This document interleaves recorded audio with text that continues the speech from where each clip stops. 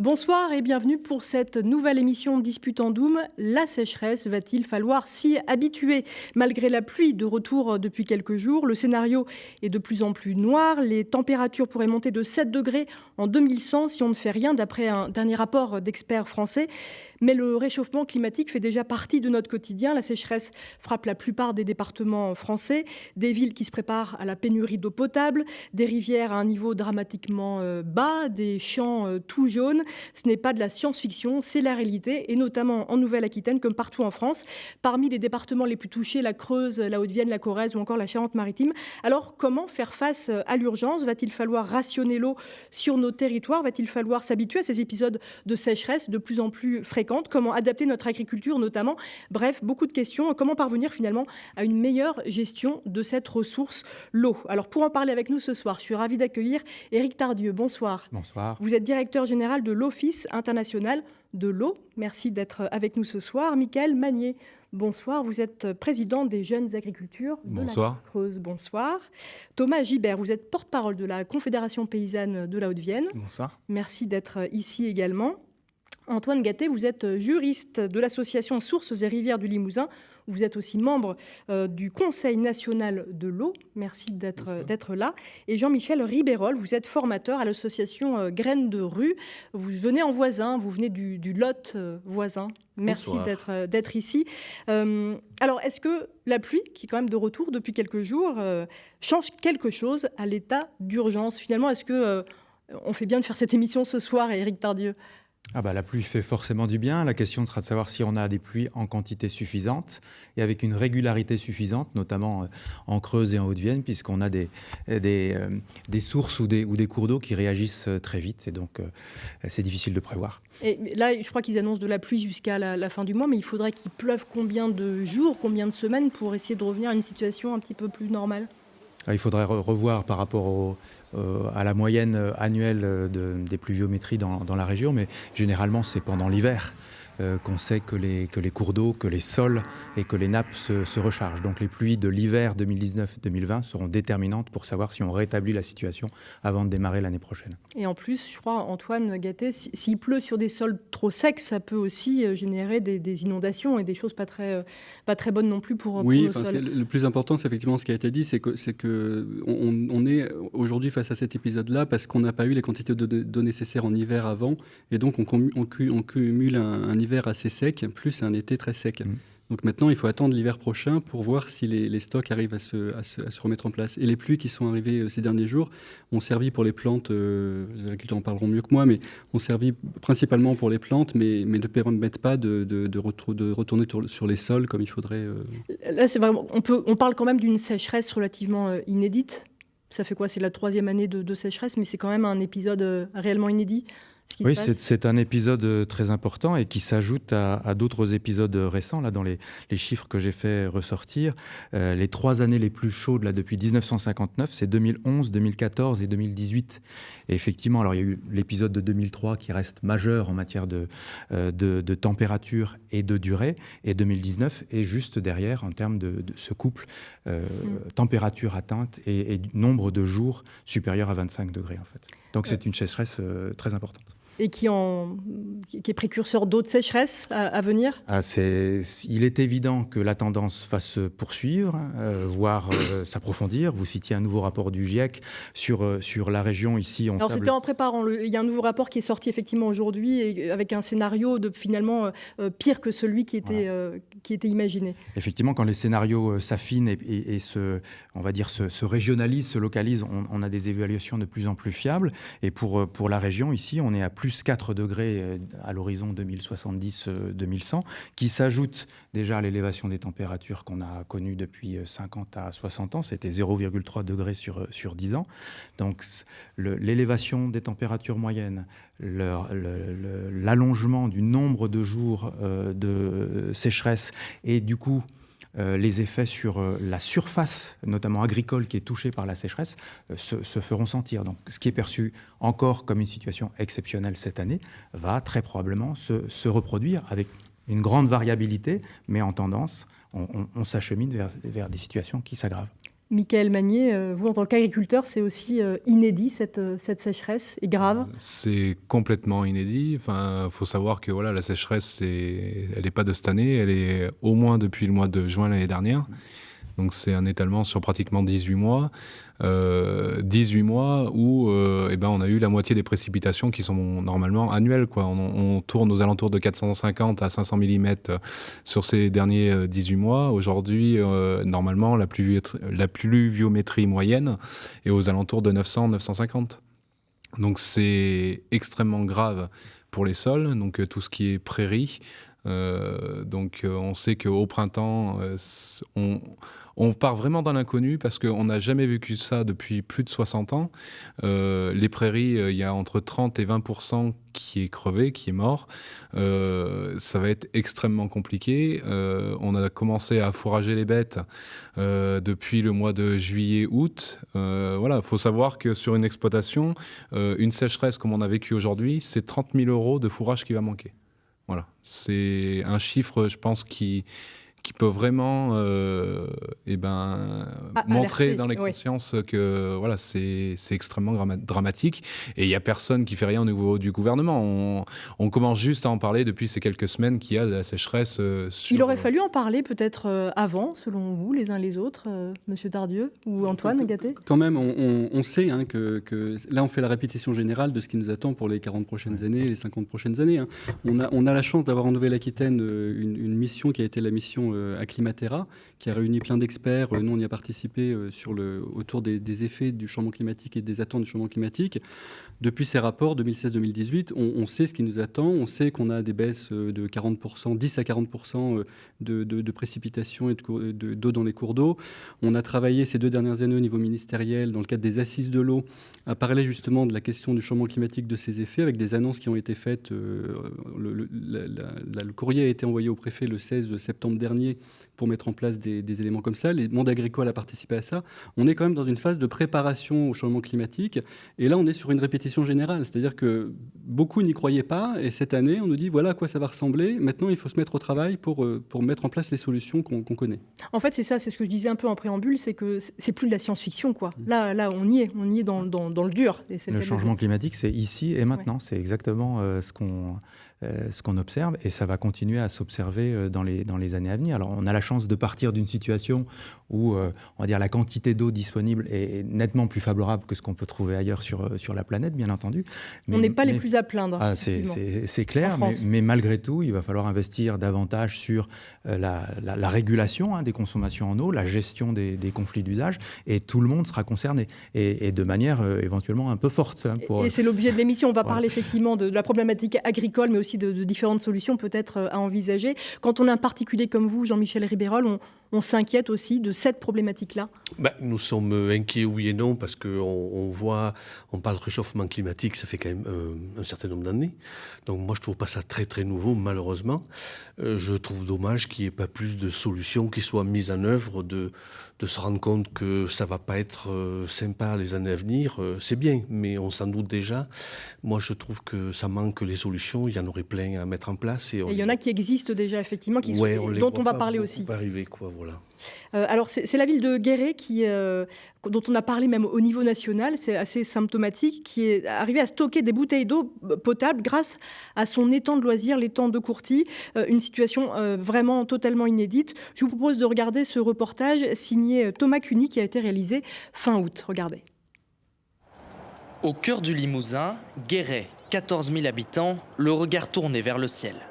Depuis le début de l'été, pas une goutte de pluie à l'horizon. Résultat, la ville est au bord de la pénurie d'eau, une situation de crise que le maire doit affronter. Voilà, on constate effectivement ce qui nous est dit, c'est-à-dire que les débits diminuent très sensiblement. Les sources de la ville produisent 2 fois moins qu'à la même période l'année dernière. L'élu n'avait pas imaginé un tel scénario. C'est une situation qui est inédite. On a eu des périodes tendues, mais les périodes de sécheresse ne duraient jamais aussi longtemps, et les pluies qui arrivaient permettaient assez vite de régler des situations qui étaient ponctuelles, et on savait qu'elles étaient ponctuelles. Moi, je suis là depuis 20 ans et je n'ai jamais vu ça. Guéret est au régime sec. Pour préserver l'eau, les mesures de restriction se multiplient. Les fontaines sont asséchées, interdiction de laver sa voiture ou arroser son jardin, comme chez cet habitant. Ouais. Les carottes, c'est catastrophique. Pour vous donner un exemple, voilà une aubergine, c'est mort. Les tomates, voilà ce que j'ai. C'est grillé. Le retraité est désemparé. Qu'est-ce que vous voulez qu'on fasse face à ça? On ne peut rien faire. Hein. Nous, on n'a pas d'assurance, on n'a rien. C'est tout l'argent qu'on a englobé dedans, on n'aura pas de légumes. Voilà. Eh bien, c'est une sale année. Hein. Il n'y a pas de nappe phréatique dans la Creuse. Seule solution d'urgence pour le maire, puiser dans ce lac, offrant 2 mois de ressources supplémentaires. Mais on se prépare à tout, y compris à une pénurie d'eau. Je crois qu'il faut dire les choses telles qu'elles sont. Auquel cas, on serait dans l'obligation absolue d'aller chercher et acheter de l'eau à l'extérieur et de la transporter par camion-citerne, ce qui, franchement, ne nous est pas, pour nous, est difficile à accepter. Si la situation ne s'améliore pas dans les prochaines semaines, le maire pourrait constituer un dossier pour que sa commune soit reconnue en état de catastrophe naturelle, ce qui lui permettra d'être remboursé par les assurances pour faire acheminer de l'eau depuis d'autres communes. Voilà, puiser de l'eau dans un étang de loisirs. Antoine Gatté, vous voyez réagir pendant le reportage. Non, je réagissais parce que effectivement, on a des problèmes d'eau potable et on a normalement, d'après la loi, une obligation de prioriser l'eau potable sur tous les autres usages. Donc quand on en arrive à des situations comme ça où on n'arrive même plus à prioriser, alors que l'eau potable, en Nouvelle-Aquitaine, c'est 34% des prélèvements l'eau potable, c'est pas le pôle le plus important. On est effectivement sur des situations où il faut qu'on arrive à s'organiser. Je réagissais aussi parce qu'on disait qu'on n'a pas de nappe en Creuse, alors que c'est à peu près le seul endroit justement en Limousin où on a une petite nappe. Une petite nappe phréatique quand même. Voilà, qui est la nappe de Gouzon, et c'est justement une particularité de la région Limousin.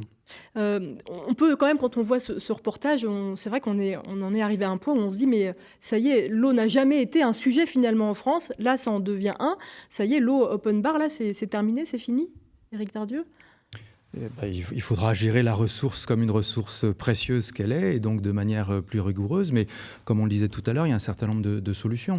Sur le cas de l'eau potable, et particulièrement dans la Creuse ou dans la Haute-Vienne, il y a des enjeux évidents du côté des collectivités à sécuriser l'approvisionnement en eau potable en interconnectant les réseaux, en mutualisant les ressources et en faisant en sorte de construire une solidarité à l'échelle d'un département, à l'échelle de plusieurs départements, qui permettent justement de mieux réguler cette alimentation en eau potable. Ça, c'est une solution qui n'est pas totalement simple, qui coûte un petit peu d'argent, bien entendu, il y a des investissements à faire, mais ça fait partie des mesures qui vont devoir être accélérées dans les années qui viennent, de façon à avoir une vision d'ensemble, une vision cohérente et des plans d'investissement dans la durée pour répondre à cet enjeu. Vous parliez de solidarité entre territoires, c'est ce qui se passe depuis début août sur le plateau bortois. Donc là, on va direction la Corrèze. C'est en camion-citerne que s'opère le ravitaillement en eau potable. Pareil, ce sont des images qui ont fait le tour de la France. À Bord-les-Orgues, depuis le mois d'août, donc de l'eau est prélevée dans le réseau d'eau potable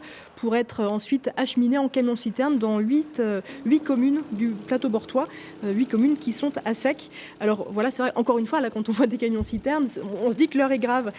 Ça veut dire quoi exactement d'ailleurs quand on dit 8 communes sont à sec? Ça veut dire que quand on tourne l'eau du robinet, il n'y a plus d'eau?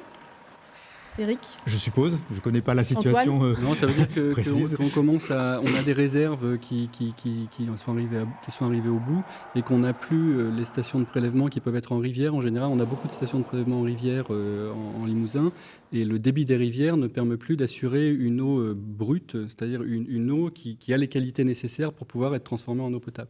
Et il faut aussi le dire, parce qu'on ne le dit pas assez, il y a un problème de quantité, il y a aussi un gros problème de qualité sur les captages d'eau potable. On a eu les captages prioritaires Grenelle au moment du Grenelle, puis les captages prioritaires conférences environnementales. Tous les 2-3 ans, on nous dit qu'il faut travailler encore plus contre la pollution de ces captages-là. On est face à des pollutions de nitrates et pesticides assez importants sur des gros captages, et on a aussi un gros problème de qualité de captage d'eau. Et quand il n'y a plus beaucoup d'eau, elle est encore plus concentrée, sensible cette pollution. à ces pollutions-là, et donc on peut plus l'utiliser. Qui dit manque, dit peut-être conflit d'usage. Comment se répartit aujourd'hui la consommation de l'eau entre les particuliers, les agriculteurs, les industriels? Éric Tardieu ? Alors, à l'échelle nationale française, si on met à part l'utilisation de l'eau pour l'énergie, pour les refroidissements des centrales et l'alimentation des canaux, globalement, on a une moitié de l'eau utilisée pour l'alimentation en eau potable, et ensuite un quart pour l'agriculture, un quart pour l'industrie. Évidemment, cette moyenne est une moyenne, donc cache des réalités très différentes selon les territoires. Mickaël ? Non, après, je pense que par rapport à l'eau, qu'elle soit polluée par les pesticides, etc., les nitrates. Je veux bien que l'agriculture a toujours sa part de responsabilité dans la pollution, mais faut peut-être pas trop pousser. Aujourd'hui, en Creuse, par exemple, la pollution aux nitrates ou aux pesticides, sachant qu'on est à 1,5 en utilisation de pesticides sur le territoire, par rapport à d'autres départements qui peuvent monter à 6, 7, honnêtement, on ne pollue pas en Creuse. L'agriculture est relativement raisonnée. On est sur des exploitations qui sont extensives. Alors c'est peut-être une problématique qui se pose un peu moins en Creuse, peut-être plus dans d'autres départements. Il y a d'autres départements où je suis d'accord, il y a vraiment des soucis vis-à-vis de l'agriculture. Et voilà, mais ça a été fait il y a quelques années parce que on avait besoin de manger aussi en France. Il faut savoir que si l'agriculture s'est autant développée aujourd'hui, c'est que passé un moment, on avait de la pénurie d'alimentation. Aujourd'hui, c'est sûr qu'il va falloir faire des efforts au niveau de nos systèmes, mais on ne peut pas tout remettre sur le dos de l'agriculture. Juste une précision sur les chiffres, parce qu'il y a des moyennes nationales, il y a des moyennes européennes, il y a des moyennes locales. C'est effectivement très disparate. Pour les moyennes de la Nouvelle-Aquitaine, puisque c'est le territoire qui nous concerne, on est sur 46% d'usage pour l'agriculture, 34% d'usage pour l'eau potable et 12% pour l'industrie. Sachant que ces chiffres ne veulent pas non plus dire grand-chose, puisqu'en été, on va jusqu'à 70% pour l'agriculture en termes d'utilisation. On compte l'eau du ciel. Non, par rapport au prélèvement. Donc on est sur des chiffres qui sont assez différents, Et le fait effectivement d'en parler de plus en plus de ces chiffres, ça veut effectivement dire qu'il commence à y avoir un petit conflit d'usage forcément, puisque la ressource se fait plus rare, donc plus précieuse. Je vous parlais tout à l'heure des assises de l'eau qui ont eu lieu au niveau national en 2018 et les conclusions ont été adressées aujourd'hui. Parmi les 3 actions prioritaires des assises de l'eau, c'est les économies d'eau pour tout le monde, et des économies chiffrées. L'objectif, c'est 10% de consommation de moins en 2025 et 25% de consommation en moins en 2035. Donc j'ai entendu sur un reportage qu'on verra peut-être un représentant de la Chambre d'agriculture de la Corrèze qui disait l'agriculture va consommer encore plus d'eau, il faut qu'on s'adapte parce qu'on va devoir consommer plus d'eau en agriculture. Je dis non, on ne peut pas consommer plus d'eau en agriculture, il faut que tout le monde fasse des économies, et des économies substantielles. 25% d'économies dans tous les domaines, Je me retourne vers nos agriculteurs. Michael, est-ce que vous consommez plus d'eau ? On ne peut pas consommer plus d'eau aujourd'hui puisqu'il n'y a pas d'eau. Si on voulait consommer, avoir un peu plus d'eau, ce qu'il faut déjà, c'est qu'on puisse récupérer une partie de l'eau de pluie pour pouvoir abreuver nos vaches et avoir la possibilité d'irriguer. Et quand je parle d'irrigation, je ne parle pas d'irrigation comme dans la Limagne que je connais très bien. On parlerait plus de sécurisation de l'alimentation, c'est-à-dire 5, 10, 15 hectares par exploitation, sachant que toutes les exploitations ne pourront pas irriguer, afin de pouvoir limiter l'achat de fourrage, limiter l'achat d'aliments, et le tout sécuriser aussi économiquement les exploitations. Aujourd'hui, on en est arrivé là. Alors justement, on va continuer à parler effectivement de cette problématique de l'agriculture qui est assez intéressante dans cette période de sécheresse. Vous êtes très nombreux à vous demander pourquoi et comment il est possible de voir encore actuellement des parcelles agricoles qui sont arrosées en pleine journée. Alors est-ce autorisé ? Pour qui ? Est-ce qu'il y a des dérogations ? Et quelles sont peut-être les autres solutions ? Je vous propose de regarder ce reportage d'Isabelle Rio et Caroline Huette. Une parcelle de maïs séchée sur pied, une autre bien verte, arrosée plusieurs fois par jour. Un constat qui pose question alors que la sécheresse en Haute-Vienne est passée depuis le 22 juillet en situation de crise renforcée. Un arrêté prévoit seulement 3 dérogations. Seules peuvent être arrosées ou irriguées les cultures horticoles, maraîchères et arboricoles entre 20h et 8h. Donc, pas le maïs. Le maïs est une culture céréalière, donc ne bénéficie pas de la dérogation faite aux cultures maraîchères. Aujourd'hui, le maïs ne peut plus être irrigué, sauf pour les exploitants agricoles qui ont un plan d'eau, une réserve d'eau qui est déconnectée du milieu, c'est-à-dire qui ne prend pas de l'eau dans un cours d'eau. Des infractions existent, mais sont rares. La réglementation est plutôt respectée en Haute-Vienne. Les agriculteurs s'entraident en ce moment pour l'ensilage. La sécheresse nous y pousse un petit peu plus tôt, là. Bon, les rendements, c'est moyen. Et puis, c'est un peu catastrophique cette année, quoi. Enfin, surtout au niveau des prairies, tout ça, c'est pire que le maïs encore. Des réserves d'eau, on en a, mais pas énormément, quoi. Puis on va pas mettre les poissons sur le dos, quoi. Après, parce que si on vide l'étang, on vide le ruisseau en dessous, on vide tout. Donc, Reste aussi d'autres choix pour nourrir les troupeaux. Pour ses 90 bovins et 60 moutons, cet agriculteur en bio a anticipé avec des cultures qui demandent moins d'eau.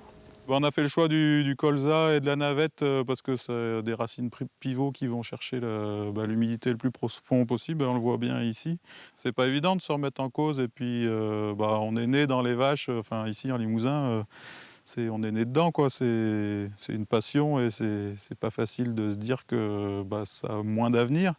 Je pense qu'elle en a toujours, mais il va falloir apprendre à se diversifier et à faire autre chose à côté. Planté après une moisson de blé, ce couvert végétal, ni arrosé ni irrigué, sera la prochaine prairie pâturée par ces animaux, le foin étant conservé, lui, pour l'hiver.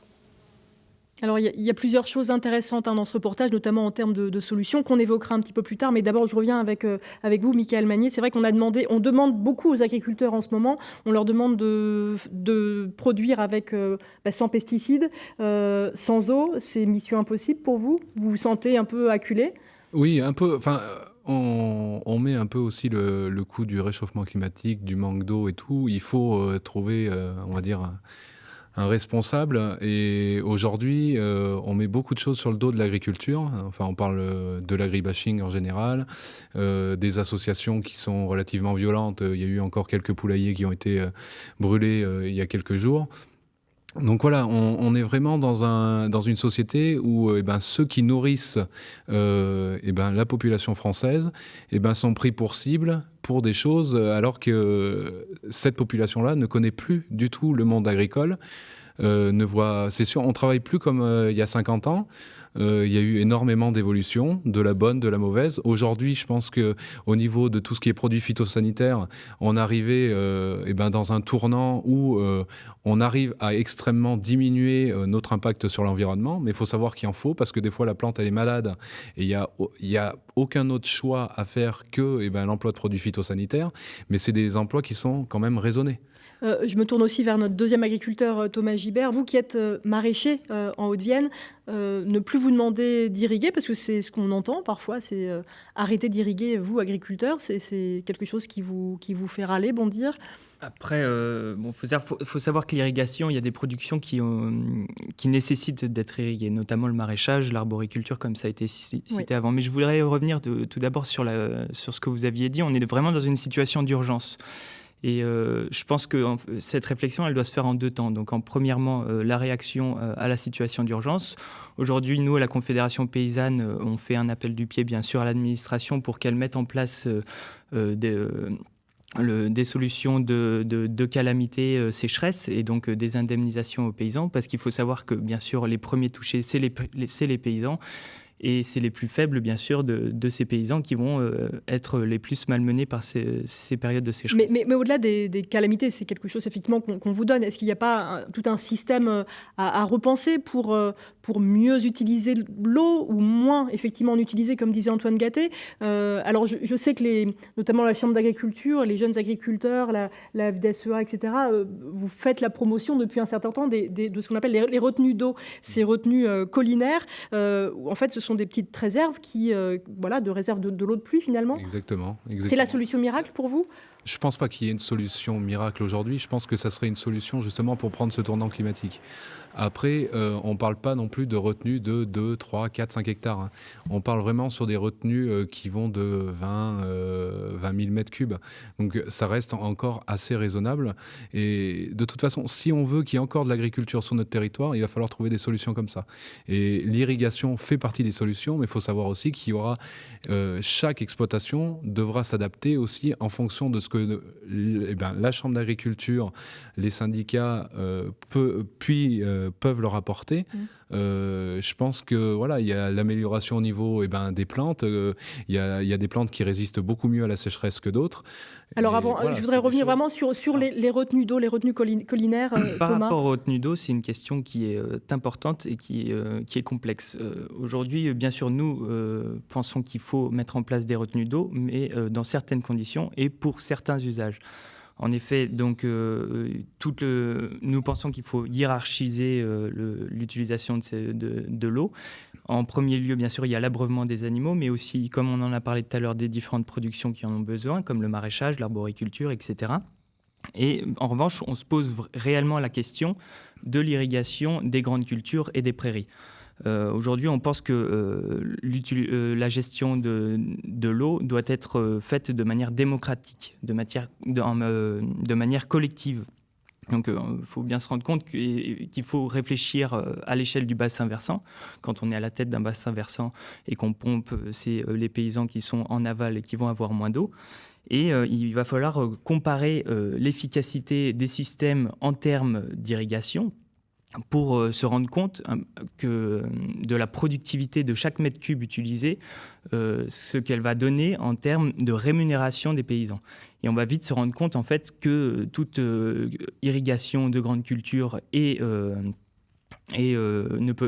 va pas du tout être compétitif face à des cultures comme le maraîchage, etc. Vous parlez notamment de l'irrigation de grands champs de maïs ou de blé. Exactement. Ensuite, bien sûr, il y a la question du manque de fourrage qui se trouve chez nos éleveurs aujourd'hui.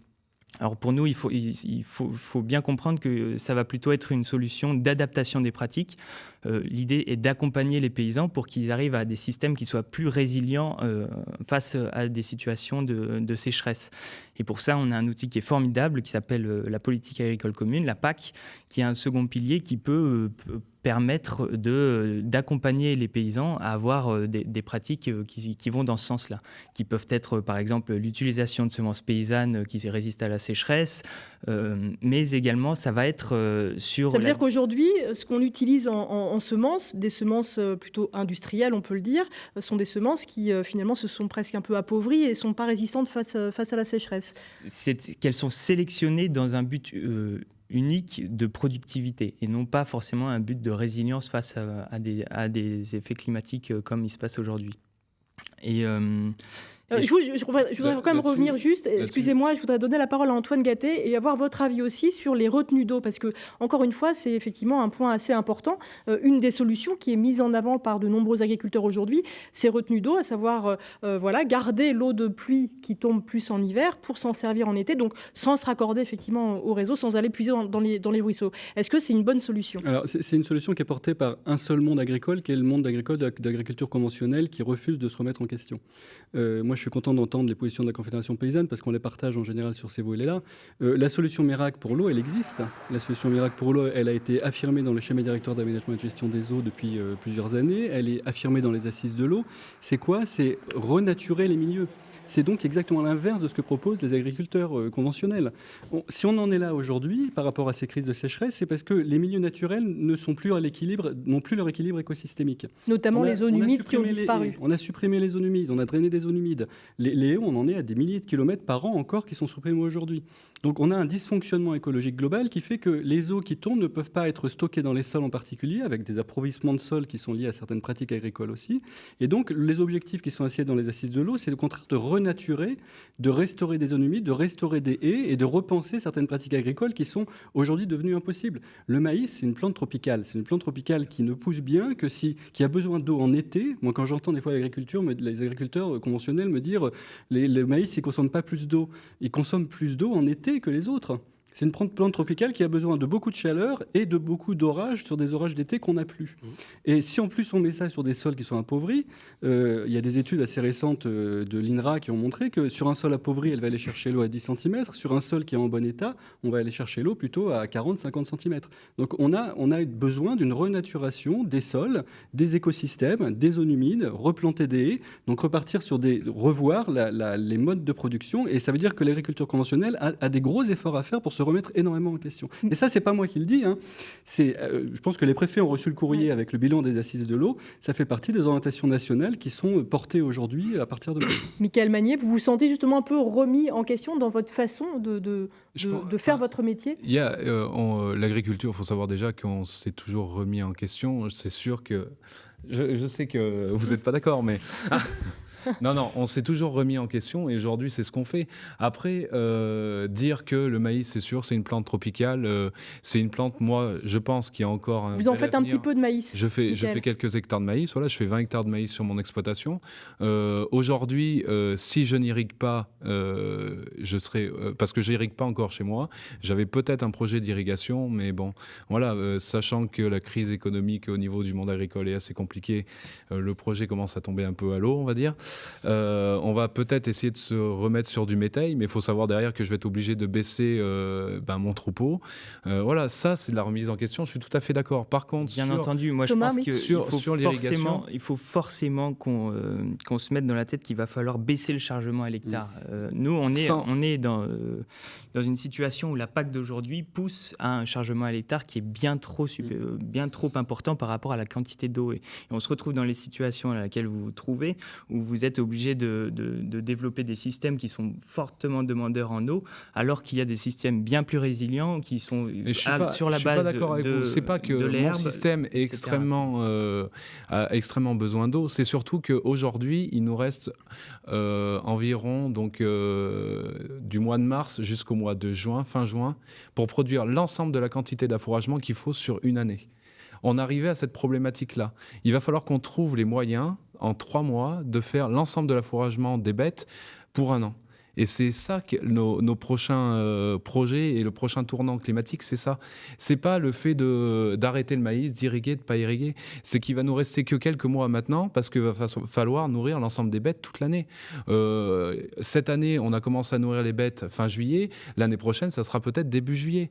On arrive vraiment et qu'on ait 10 bêtes ou qu'on en ait 100, on sera exactement au même souci. S'il n'y a pas d'eau, il y aura pas d'herbe, il y aura pas de maïs, il y aura pas de sorgho, on n'aura rien. Ça veut dire que est-ce que vous avez suffisamment anticipé effectivement cette problématique de sécheresse et du manque d'eau ? Cette problème de sécheresse, JA et FNSEA, c'est dessus depuis 2003, depuis qu'on a eu la première canicule. Au niveau du gouvernement, personne n'a bougé, et que ça soit n'importe quel parti politique. Voilà, aujourd'hui, on a la tête dans le mur et on commence juste à réagir. Et après, protéger l'environnement, protéger la biodiversité, mettre en place des zones humides, etc. Moi, je suis pas contre du tout. Le souci, c'est qu'aujourd'hui, quand il n'y a pas d'eau, non. Vous n'êtes pas contre, mais vous avez drainé des parcelles en quantité énorme, vous avez obtenu la dérogation de la protection des zones humides qu'on est obligé de faire annuler, vous détruisez sur des pratiques agricoles. Oui, mais sur quel département ? Moi, je parle pour le département de la Creuse. En Nord-Creuse. Je suis désolé, mais on draine de la tourbe, on ne peut pas la drainer. Mais je ne parle pas de tourbière, je parle de prairie humide. Eh bien, une prairie humide, ce n'est pas une zone humide. Si, c'est une zone humide. Non, c'est une prairie humide. C'est une zone humide dans la qualification de zone humide. Non, on ne sera pas d'accord sur le sujet. Qu'est-ce que vous êtes prêt à faire pour remettre en question, en tout cas, le modèle, effectivement, qui est, on peut le dire, conventionnel aujourd'hui, parce qu'on voit qu'on arrive quand même peut-être au bout ou à un tournant de ce modèle-là. Si déjà on veut pouvoir changer ce modèle-là, il va falloir une meilleure revalorisation des produits. La vente locale, ça marche. Les produits locaux, ça marche. Sachant en Creuse, on est 120 000 personnes pour 400 000 bêtes. Donc la vente locale ne fonctionnera pas. Il y aura de l'exportation, etc. Ça, c'est sûr, mais sur des marchés de qualité. Aujourd'hui, si on veut que l'agriculture change, il va falloir valoriser au mieux les produits. Et ça, sans les EGA qui fonctionnent, on n'y arrivera pas. Là-dessus, vous êtes assez d'accord, Thomas ? Tout le monde ne peut pas développer le local. C'est pas possible. Thomas ? Alors bien sûr, il y a une restructuration des filières à penser, plus à relocaliser, mais moi je voudrais revenir sur le chargement. Voilà, le calcul est simple, moins de bêtes, moins besoin de fourrage. Après, pour baisser le chargement, il faut bien sûr qu'il y ait un accompagnement des aides, mais il faut aussi que le paysan ne soit pas en compétitivité extrême avec les pays extérieurs. Et tout ce qui est traité de libre-échange qui est en jeu aujourd'hui, le CETA et les autres, vont dans ce sens-là, vont dans un sens de baisser la rémunération des paysans. Et en fait, toute la question, même la question des pratiques environnementales, on ne peut pas être compétitif et faire des pratiques environnementales viable. On ne peut pas être compétitif et en économisant de l'eau. Donc aujourd'hui, il va falloir bien remettre en cause ce système libéral qui écrase les paysans et qui empêche d'avoir une alimentation de qualité pour tout le monde, quoi. Éric Tardieu, vous souhaitez réagir ? Oui, je voulais élargir le sujet, puisqu'évidemment, cette remise en cause, que je crois assez profonde aussi, qui est nécessaire pour l'agriculture française, elle met en responsabilité tous les consommateurs que nous sommes. Il y a évidemment des enjeux techniques Pour les professionnels de l'agriculture, c'est évident. Il y a aussi un engagement citoyen, un engagement de consommateur. Ce que nous consommons, les choix que nous faisons en matière de produits alimentaires, les prix auxquels nous sommes prêts à les payer, ont un impact direct sur les choix des professionnels et sur la gestion de l'eau derrière. Donc je pense qu'il faut vraiment se sentir concerné, nous tous, chacun, et en pas tant que seulement les citoyen agriculteurs. consommateur, et pas seulement les agriculteurs qui ont évidemment leurs propres débats, mais ces débats nous concernent absolument, et au quotidien, chaque fois que je vais faire mon marché, j'y contribue à ce débat. Jean-Michel, ça vous parle effectivement, vous en tant que particulier assez sensibilisé à ces problèmes d'eau. On reviendra sur les solutions que vous mettez en œuvre, vous, grâce à votre association. Mais voilà, payer effectivement des produits à leur juste valeur, des produits peut-être locaux qui sont produits d'une certaine façon, ça vous parle ? Alors, ça me parle d'autant plus que j'ai vraiment une petite envie de donner mon avis sur ce qu'on parlait au niveau agricole, puisque je suis en tant qu'ancien conseiller agricole il y a quelques années. Déjà, il y a 40 ans, on disait le maïs, la production de maïs, c'était une aberration, compte tenu que c'est une plante très déséquilibrée, qui est très peu riche en matière azotée, et pour donner un litre de lait, il fallait compenser par du tout autre soja qui venait des États-Unis, et qui, à l'époque, en plus, les États-Unis nous tournaient un petit peu sous la monnaie et la valeur du soja.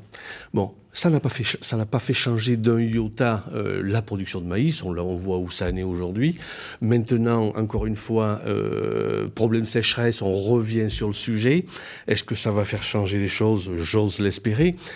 Moi, je rejoindrais beaucoup plus une notion de prise de conscience de tout individu dans son sens global. Qualité des aliments, peut-être qu'on serait moins tourné vers des productions de viande ou de liquides massifs fait n'importe comment. Qui nécessitent beaucoup d'eau aussi. Absolument. Et comme par hasard, d'un point de vue santé humaine, on ne peut pas dire que c'est la panacée.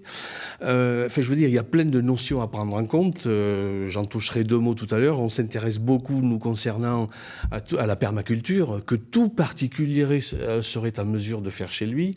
Aujourd'hui, à bon gré la quantité de légumes ou de fruits qu'on veut faire pousser dans son jardin, mais un particulier qui voudrait faire ça aujourd'hui, il y a des moyens pour manger ces fruits et légumes quasiment sans eau aujourd'hui. Donc, mais on en entend parler très peu, c'est infime, c'est sporadique. On en parle quand même depuis effectivement ces canicules du mois de juin notamment, et notamment la prise de conscience, elle vient parce qu'on voit nos cours d'eau, nos rivières qui sont quasiment à sec. Je vous propose de regarder justement ce reportage en Dordogne, dans la vallée de la Dronne, reportage de Philippe Nicolai et Pascal Tinon. Marcher dans le lit du Salambre, le genre de balade dont se passeraient volontiers ces 2 pêcheurs. Cours d'eau à sec, une situation qui se répète, accusait le climat. C'est triste. Depuis une dizaine d'années, là, maintenant, il n'y a plus rien. Il y avait des brochets, il y avait tout de poisson, quoi. Des gardons, Bon, maintenant, tout ça, ça a disparu. Inquiétant ? Ah, c'est inquiétant, oui. À quelques kilomètres de là, traverser la Dronne à pied n'est pas compliqué. Pour ce pêcheur, l'explication de la baisse du niveau d'eau est simple. Compte tenu de la sécheresse qu'il y a eu pendant ces 2-3 mois, et puis je dis, les agriculteurs pompent aussi. Là, normalement, on a ça d'eau. En été, on a ça d'eau. Autre problème, les moulins. À Saint-Victor, le ruisseau est asséché, les propriétaires catastrophés. On a réussi à sortir quelques poissons vivants et puis une dizaine de kilos de poissons morts. Ça peut devenir dramatique du fait qu'on a quand même des terrains argileux dans la région et ça déchausse les maisons. Cette argile, il ne faut surtout pas qu'elle sèche. Pour l'heure, irriguer avec autorisation préfectorale est toujours permis, mais très limité. Pas évident pour cet agriculteur qui a planté des kiwis pour la première fois de sa vie. Il faut savoir qu'un pied de kiwi comme ça, quand il fait chaud, a besoin de 3 fois 10 litres d'eau par pied et par semaine. Prélevée dans cette rivière, l'eau nécessaire à ces kiwis est strictement contrôlée. Aujourd'hui, on est en interdiction totale d'arroser, de prélever sur cette rivière. Et comme on a fait une plantation de kiwis, ça m'a ouvert droit à une dérogation. Comme en Ribéracois, la situation générale des cours d'eau en Dordogne devient de plus en plus critique. Alors, un chiffre intéressant, le débit moyen des cours d'eau français devrait diminuer de 10 à 40%, l'échelle est large, mais à l'horizon 2050-2070, comparé à aujourd'hui, selon le ministère de la Transition écologique. Je me retourne vers monsieur Sources et Rivières du Limousin. Là aussi, ça y est, on a franchi une étape. Oui, mais on est au courant, encore une fois, depuis longtemps. Hein. J'entendais dans le reportage accuser le climat. Ce n'est pas le climat le coupable, c'est le dérèglement climatique. Et le dérèglement climatique, il est lié à l'activité humaine, à ses effets sur le climat. Et ce dérèglement climatique, il produit des phénomènes de sécheresse de ce type-là qui sont accentués dans leurs effets parce que le milieu naturel n'a plus les capacités écologiques de répondre à cette situation-là. Il faut quand même rappeler qu'on est engagé dans le cadre de la directive cadre sur l'eau dans un objectif de reconquête de la qualité écologique des milieux depuis 2016, 2009, 2016. On s'était engagé à arriver à 66% du bon état écologique des masses d'eau pour 2021. On en est à 44% aujourd'hui et on ne sera jamais à 100%. Donc pour revenir sur la question de tout à l'heure sur les bassines, on ne peut pas se satisfaire d'une nouvelle solution d'artificialisation des milieux pour répondre aux problèmes, alors qu'on sait très bien que l'enjeu premier auquel on s'est engagé au niveau international et national, c'est la restauration écologique des milieux. L'avenir en matière d'environnement, c'est la restauration écologique des rivières, la restauration écologique des haies, la restauration écologique des fonctionnalités des sols, et l'agriculture qui accompagne ces restaurations-là sera l'agriculture de demain, quoi. Est-ce qu'on ne peut pas se dire à un moment juste que la nature va s'adapter au réchauffement climatique ? Les espèces vont s'adapter, sachant qu'on a en plus un autre problème dont on parle peu, qui est masqué par le problème du climat, c'est le problème de la disparition de la biodiversité. Donc les espèces non, et elles subissent des traumatismes qui sont beaucoup trop violents pour pouvoir arriver à s'adapter sur des... Là, quand on voit effectivement les rivières qui baissent, l'étang des Landes, notamment en Creuse aussi, qui baisse drastiquement, qui a quasiment disparu, et la faune et la flore de ces points d'eau, c'est terrible en termes de biodiversité aussi. C'est terrible pour la biodiversité et c'est terrible pour les fonctions écologiques et pour les fonctions, les services rendus par cette biodiversité. Là, il va falloir plusieurs mois, plusieurs années peut-être pour certains cours d'eau qui ont été en sec trop longtemps, pour que l'écologie de ces cours d'eau soit restaurée. Moi, je veux bien revenir sur la problématique du réchauffement climatique, parce qu'elle est primordiale au terme agricole, parce que le dernier rapport du GIEC montre que 25% des émissions de gaz à effet de serre sont dues à l'agriculture industrielle. Une autre étude montre que si on ajoute à ça la part agricole de la déforestation plus le transport d'un marché ultralibéral, on arrive à près de 50% des émissions de gaz à effet de serre.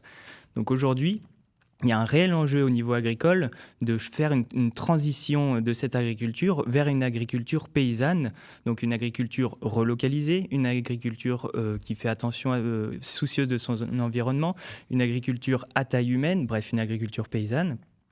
Couplé à cela, des pratiques qui permettent de stocker du carbone dans le sol et donc, aujourd'hui, je pense que la meilleure façon pour moi de lutter contre le réchauffement climatique, et c'est un message qu'on aimerait adresser à la jeunesse, c'est aujourd'hui de devenir paysan et paysanne soi-même, quoi. Que tout le monde devienne en plus, on paysan. est vraiment dans une situation très critique dans nos régions, c'est qu'il y a toute la génération du baby-boom qui va partir à la retraite, donc il va y avoir une quantité immense de terres agricoles qui vont se libérer. Et pour éviter que ces terres agricoles aillent à l'agrandissement des fermes déjà existantes et donc qui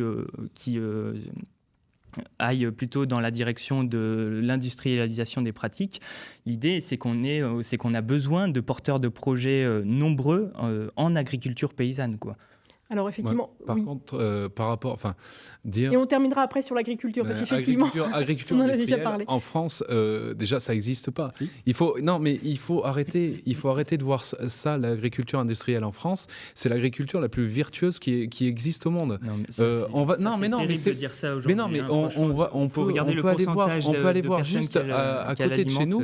Il y a des pays qui sont largement plus consommateurs d'eau, qui sont largement plus consommateurs d'énergie et qui ont beaucoup plus d'émissions de gaz à effet de serre. Vos chiffres avant de dire mais non, mais c'est pas en revoyant mes chiffres. Quand on se renseigne au niveau de l'Institut de l'élevage, je suis désolé, c'est des chiffres qui existent. En fait, c'est les paysans des pays du Sud qui nourrissent le plus de monde aujourd'hui. Et en fait, ce n'est pas via une agriculture industrielle qui fournit très peu en alimentation et qui est extrêmement gourmande en énergie et en eau, etc.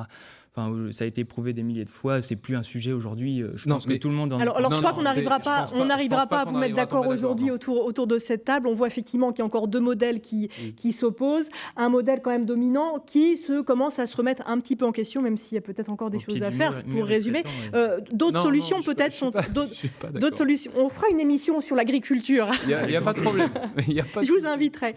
D'autres solutions sont-elles à envisager par rapport à l'eau et à une meilleure gestion en eau? l'eau. Je pense notamment au traitement des eaux usées. En Italie ou en Espagne, 10% des eaux sales sont recyclées, contre moins de 1% en France. C'est le pays d'Europe qui traite le moins d'eau pluviale et usée. Éric Tardieu. Oui, même à l'échelle mondiale, de façon encore plus large, la réutilisation des eaux usées ou la réutilisation des eaux usées traitées, il y a plusieurs options, c'est effectivement une ressource en eau qui est quasi normale et conventionnelle dans beaucoup de pays. Pourquoi ici, c'est pas normal? C'est qu'il y a une législation pour des raisons réglementaires. Voilà. La réglementation française privilégie on va dire des priorités sanitaires, et considère que le risque résiduel lié à l'utilisation d'eau usée traitée est encore trop important pour qu'on puisse généraliser ces pratiques. Alors c'est une réflexion très importante en France et à l'échelle européenne. C'est l'un des débats importants justement de mise en œuvre de la DCE.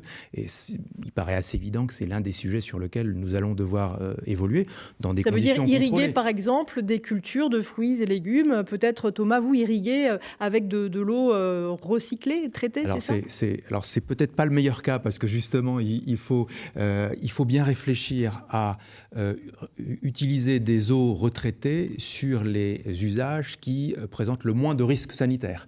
Donc une eau usée traitée, même si on peut aller très très loin dans les traitements, ne va pas d'emblée concerner une culture maraîchère. Mais il y a plein d'autres usages qui sont possibles, les eaux de nettoyage dans les villes par exemple. Enfin, il y a plein de choses qui peuvent être imaginées. Et il y a, pour parler on va dire de distinction à la source, il y a aussi de nombreux pays dans lesquels, dès l'amont, dans un immeuble, dans un quartier, on va distinguer différents types d'eau en fonction de leur provenance et différents types d'usages. Avant de traiter l'eau, il faut les séparer en fait. Séparer l'eau qui vient des toilettes de l'eau qui vient du robinet, c'est ça? Par exemple. Donc il y a les eaux grises, les eaux noires, expliquez-nous ça. Exactement, rapidement. Ça peut arriver, vous prenez un pays comme le Japon, donc c'est une économie quand même développée parce que ce sont des solutions qui sont un petit peu coûteuses. Les eaux grises, donc les eaux de vaisselle, les eaux de toilette vont pouvoir être traitées par exemple et réutilisées pour la lutte contre les incendies ou l'irrigation des pelouses devant les immeubles, tandis que les eaux noires, elles, vont partir sur des traitements plus lourds. Voilà, on peut très bien imaginer, distinguer. C'est ce qu'on commençait un petit peu à faire, même les particuliers, j'ai l'impression, depuis cet été surtout, des gens qui récupèrent l'eau de leur douche, de leur bain et qui vont arroser leur jardin. C'est une pratique comme une autre, elle est un petit peu artisanale, n'a pas forcément un impact quantitatif très important, mais oui. C'est quelque chose que vous faites d'ailleurs, vous, Jean-Michel? Alors, je m'excuse, avant de vous répondre sur cette question, moi, ça serait intéressant qu'on parle des causes et de l'origine des problématiques. Quand on voit qu'aujourd'hui, on parle de manque d'eau, on achète de l'eau potable, qui demande un coût à la potabiliser, c'est logique, pour, excusez-moi d'être désagréable peut-être, pour mettre dans nos matières fécales pour rester poli. C'est ce qui se passe dans le fonctionnement de nos toilettes à eau. Aujourd'hui, un particulier adulte consomme sur 24 heures, d'après les statistiques nationales, je vais rester très global, aux environs de 160 litres d'eau par 24 heures. D'accord ? On sait par principe, suivant le style de chasse d'eau, 30% partent à la poubelle. Alors non seulement partent à la poubelle, en fait c'est pire que ça, puisqu'elle démultiplie un volume, comme disait monsieur, et là je suis en phase quasiment impossible à traiter, à la rendre potable sûrement pas. Donc on est obligé d'en faire du dépannage, voilà. Bon. Il faut savoir que tout particulier qui arrive à dépasser ce qu'on appelait les toilettes sèches à l'époque, parce que tout le monde est resté un petit peu, on dirait, au Moyen-Âge, quand ça l'arrange. Si on veut voir autre chose, notamment des toilettes sèches dites modernes... Parce que vous, c'est ce que vous préconisez vraiment via l'association que vous avez participé à créer, Graines d'eau, c'est l'utilisation par tout le monde, par les particuliers, de toilettes sèches. On a tout simplement copié des gens qui ont 30 ans d'avance sur nous, les pays nordiques, Suède, Norvège. Aujourd'hui, ils ont plus de toilettes sèches dans leur pays en proportion que de toilettes à eau.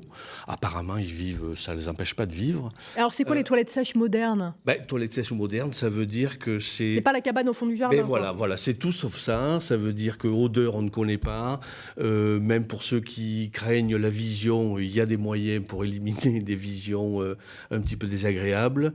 La notion de gestion d'odeur, de manutention très astreignante, il y a des solutions aujourd'hui pour limiter quasiment totalement ces moyens-là. Donc tout existe. Tout existe. Pour réduire aussi, alors il y a plein de réducteurs qu'on peut mettre sur les robinets, donc ça veut dire que tout un chacun peut vraiment agir sur son utilisation de l'eau. Nous, on conseille ça aussi parce qu'il y a un phénomène particulier qui se produit chez tous les gens qu'on a essayé de former à construire leur système chez eux, puisque ce qui dit toilette sèche veut dire aussi toilette grise par un assainissement par les plantes, totalement écologique. Ça veut dire que cette eau-là, rien n'est perdu, elle peut être réutilisée par les plantes d'un jardin, des arbres fruitiers ou des choses comme ça. Mais il y a un autre élément, et c'est là que je veux parler aussi des causes et de notions de prise de conscience, c'est que toute famille, c'est l'observation et c'est le résultat de nos adhérents, toute famille qui passe en toilette sèche, outre les 40 litres d'eau qu'elle économise, ça va bien au-delà, il y a une prise de conscience. Effectivement, ils installent ces petits réducteurs de pression sous la douche. Ils apprennent à leurs enfants que quand on shampooine, c'est pas la peine de laisser couler le robinet. Laver une salade, ça prend beaucoup d'eau.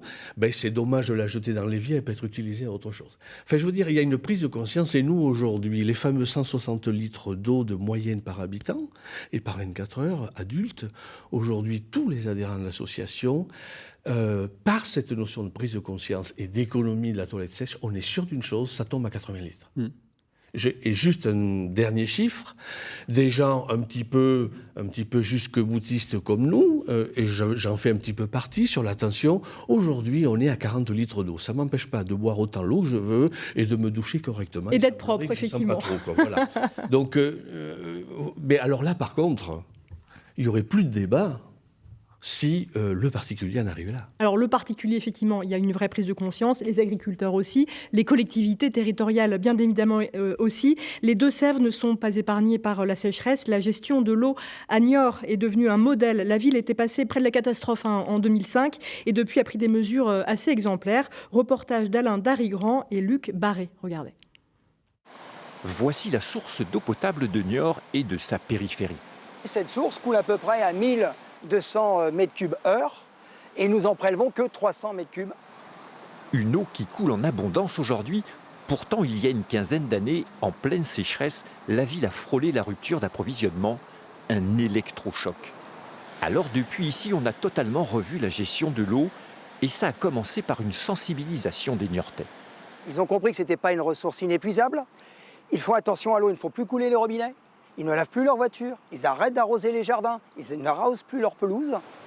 À la clé, une économie de 15% de la ressource pour les 70 000 usagers. Ce n'est pas tout, l'irrigation des cultures a été divisée par 2 et le syndicat s'est mis à traquer les fuites du réseau d'adduction. Sur un mètre cube d'eau produit sorti usine, 300 litres partaient dans la nature. C'était du gaspillage. C'était du gaspillage, bien sûr. 300 détecteurs de fuite comme celui-ci ont été installés. Elles sont réparées dans la foulée. De 300 litres de perte, on est passé à 80. La ville de Niort a emboîté le pas. Les stades très gourmands en eau sont maintenant équipés de sondes pour un arrosage millimétré. On était à 113 000 mètres cubes de consommation, on est descendu à 90 000 mètres cubes. Autre action de la ville, la plantation d'espèces végétales adaptées au réchauffement climatique. Elle permet à la fois d'éviter que l'eau reparte directement au milieu, et à la fois de conserver et de recréer un taux d'humidité sur le site. Avec toutes ces mesures d'économie de la ressource, le bassin niortais est aujourd'hui cité en exemple. Alors, quand on voit effectivement ce que Niort a mis en place, ça donne des raisons d'espérer. Un autre exemple, dans le Puy-de-Dôme, les entreprises ont baissé leur consommation d'eau de 30% en 10 ans. Ça veut dire qu'on sait faire. Il y a de l'espoir, Éric Tardieu. Oui, bien sûr, il y a de l'espoir. Et vous citez le cas de l'industrie. C'est l'une des réussites de l'organisation de l'eau en France. L'industrie a fait énormément de progrès dans la réduction de sa consommation d'eau et dans ses rejets de polluants. Et donc, l'exemple qu'on cite souvent, c'est celui de la Seine à Paris. Dans les années 70, il ne restait plus que 2 espèces de poissons et il était inimaginable de se baigner dans la Seine. Aujourd'hui, on a plus de 30 espèces qui sont revenues dans le bassin de la Seine et on imagine organiser des étapes des Jeux Olympiques en 2024. Donc vous voyez, c'est possible de rétablir une situation, mais ça suppose des mesures assez drastiques. Et il se trouve qu'en France, on a une organisation qui doit permettre de le faire. Donc il faut simplement se retrousser les manches et puis y aller. Et puis se mettre autour d'une table, effectivement, et les solutions ne peuvent être que collectives. collectives, Antoine Gattet ? Elles existent, les tables et les discussions, elles existent depuis longtemps. On a le Conseil national de l'eau au niveau national, on a les comités de bassin dans chaque bassin hydrographique, on a les commissions locales de l'eau dans chaque sous-bassin quand on a des schémas d'aménagement de gestion des eaux. On a tous ces mécanismes-là qui existent. C'est vrai qu'un des gros enjeux, c'est quand même beaucoup la réduction de la consommation. Je vous disais tout à l'heure, les assises de l'eau ont publié l'objectif de moins 15%, moins 10% d'ici 2025, moins 25% d'ici 2035. Pour le volet eau potable, on a plein de solutions. Il y a les fuites sur les réseaux dont on parlait tout à l'heure. Alors effectivement, on n'en a pas vraiment parlé encore dans l'émission. On a 30% de fuites quand même de réseaux d'adduction d'eau aujourd'hui sur lesquels on peut travailler. Là, déjà, on y gagne. On a ces solutions-là qui ont été exposées par rapport à la consommation. On a l'industrie qui, effectivement, a fait beaucoup d'efforts, mais elle n'a pas fait beaucoup d'efforts parce qu'elle l'a fait toute seule. Elle a fait beaucoup d'efforts parce qu'on a des réglementations internationales et européennes qui sont venues imposer des réductions des pollutions, des réductions des quantités et qui les ont mis en œuvre. Contrairement à des réglementations en matière de pollution de nitrate agricole, par exemple, qui sont toujours pas mis en œuvre aujourd'hui sur le terrain et qui avancent pas. Donc on a effectivement de quoi avancer. Il y a une autre solution aussi qui est intéressante, c'est la tarification de l'eau. Et les assises de l'eau ont aussi mis en œuvre ça, avancé ça. Il va falloir revoir la tarification de l'eau. C'est pas normal aujourd'hui que l'eau coûte aussi peu cher. Et on a derrière tout ça la question du droit à l'eau et qui est un droit de l'homme aujourd'hui. L'eau est un bien commun, il faut peut-être aussi le rappeler. Mais on a aussi un droit d'accès à l'eau pour les besoins essentiels. Donc l'idée de la tarification progressive, par exemple, c'est de dire, il y a même des communes qui peuvent dire les besoins nécessaires pour les besoins primaires sont gratuits. Et tout le reste a des tarifications plus importantes. Donc, si vous voulez consommer plus, allez-y, mais prenez en charge le coût. Les agriculteurs, d'ailleurs, vous êtes prêts à payer plus l'eau que vous utilisez, Thomas ?